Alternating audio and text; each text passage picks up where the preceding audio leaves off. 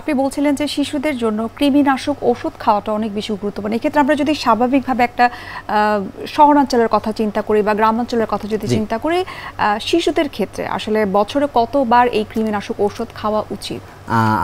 শিশুদের ক্ষেত্রে আমরা বছরে সাধারণত 3 বার 4 মাস পর পর কৃমিনাশক ওষুধ দিতে পারি। আর এই বন্যাকালীন পরবর্তী সময়ে বলতে হবে, যেহেতু এখন বন্যাকালীন সময়ে এই সংক্রমণগুলো বেশি হয়, এজন্য বন্যাকালীন পরবর্তী সময়ে আমাদের কৃমিনাশক এবং অন্যান্য পুষ্টিকর খাবার সরবরাহ করা উচিত। আচ্ছা, বন্যাকালীন যে জায়গাগুলো রয়েছে সেগুলো ছাড়াও কিন্তু দেখা যায় যে আসলে কৃমির ওষুধ খাওয়ার ক্ষেত্রে কিন্তু অনেকেরই কিছুটা অনীহা থাকে, অবহেলা থাকে। এই ক্ষেত্রে আপনার আসলে মেসেজ কি যারা অভিভাবক রয়েছেন? অভিভাবকদের প্রতি আমার মেসেজ থাকবে যে আপনারা অবশ্যই সবাই একসাথে কৃমিনাশক ওষুধ খেতে হবে।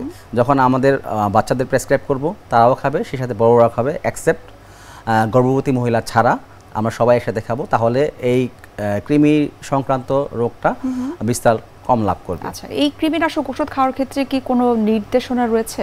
অবশ্যই। এটা আসলে বাচ্চাদের ক্ষেত্রে আমরা 2 বছরের নিচে আমরা এক ধরনের ওষুধ দিই, 2 বছরের পরে আমরা আরেক ধরনের ওষুধ দিই। 2 বছরের নিচে যেমন আমরা প্যারেন্টাল পামোয়েট দিই, 2 বছরের উপরে আমরা অ্যালবেন্ডাজল, মেবেন্ডাজল এই ধরনের ওষুধ দিই। এবং কৃমির কোন ধরনের কৃমি দ্বারা সংক্রামিত হয়েছে তার উপর নির্ভর করে আমরা ওষুধটা সিলেক্ট করি। সেক্ষেত্রে আপনার নিকটস্থ ডাক্তার আপনাকে প্রেসক্রাইব করতে পারবেন।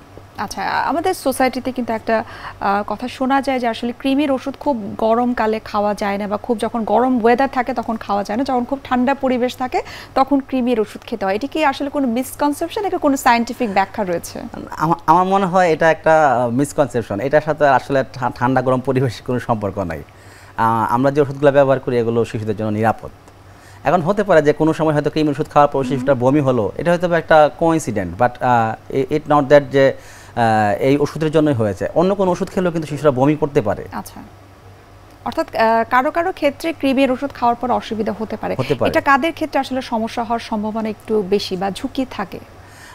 এটা আসলে একটা ব্যাপার কি, আসলে যে কোনো ওষুধেরই যে কারো কিছু পার্শ্ব প্রতিক্রিয়া হতে পারে, এটা কার হবে বলা মুশকিল। তবে সাধারণত আমরা যে ওষুধগুলো ব্যবহার করি এটা খুবই নিরাপদ ওষুধ এবং এটা খুব বেশি সমস্যা হয় না।